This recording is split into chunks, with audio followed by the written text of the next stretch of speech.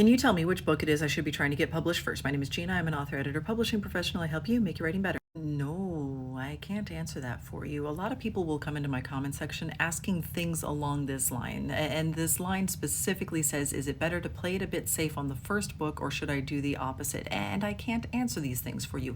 Gina, should I self-publish or should I traditionally publish? Gina, should I be working on a series or should I be working on my standalone instead? Should I be shelving this book? Does it sound too big? Does it sound too ambitious?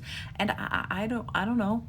I can't answer that for you. And the reason I can't answer that for you is because this industry is really, really hard. This industry is difficult. It is competitive. It is a long time before you're going to see any money, no matter which way you decide to go. And the reality is that you have to be in this because you are really excited about doing it, because you have stories inside of you that want to come out and have to be told. In order for you to have those stories that are just dying to come out of you, then you need to tell the story that is dying to come out of you. Is that the big, ambitious story that's going to be difficult to publish? Then yeah, that's the one that you should work on, because the most important thing that you can learn is how to finish your stuff, how to get to the end of the book and write the end and then go back and edit the darn thing and make it actually really good. The only way that you are going to be able to do those things are difficult.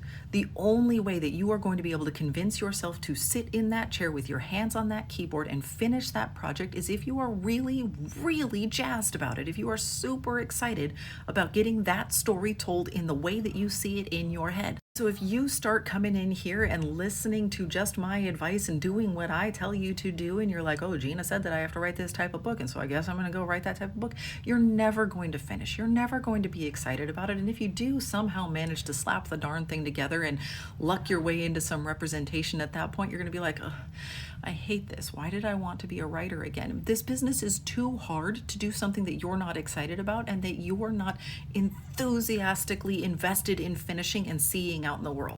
And the same thing goes for all of your publishing decisions. If you are not enthusiastic about traditional publishing, then you should not pursue that. And if you are not enthusiastic about self-publishing, then you should not pursue that. And if that leaves you in a place where you are not enthusiastic about publishing, you can still be a writer. You do not have to publish and make money in order to be a writer, in order to be welcome into this clubhouse. If you are not enthusiastic about this, then abandon those paths and just be a writer. Be proud of the stories that you are creating, be proud of the worlds that you are building. Whether or not you seek publication and seek profit off of it is irrelevant. But I cannot tell you which path to choose. I can tell you what the general pros and cons are, and then you personally can weigh those and decide what works best for you, for your story, for your lifestyle, and where you are in the world right now. I can give you some general advice about what agents and editors are generally looking for in a query letter and in a manuscript that comes into their inbox, but even then, they're sometimes going to fall in love with something that breaks all of those rules, and then I look like an idiot, and I'm okay looking like an idiot because it means that you got a book deal, and that's great. That's a win. But if you are chasing somebody else's idea of what success is going to look like, or if you are trying to chase down just the money, this is not the industry for it. Yes, there are people who make really good money publishing. There are people in traditional publishing who are making just absolute bank, and there are people in self-publishing who are making just absolute bank. They are rare. They are statistically, it rounds down to zero, right? Like most people are not making that kind of money. This is not the place where you go to make a lot of money. Most people in publishing are not paying their bills with publishing, and that includes the people who work on the publishing side, not just the authors. I had somebody in my comments talking about generational wealth off of royalties, and I was like, I think you misunderstand how much money people are making off of royalties.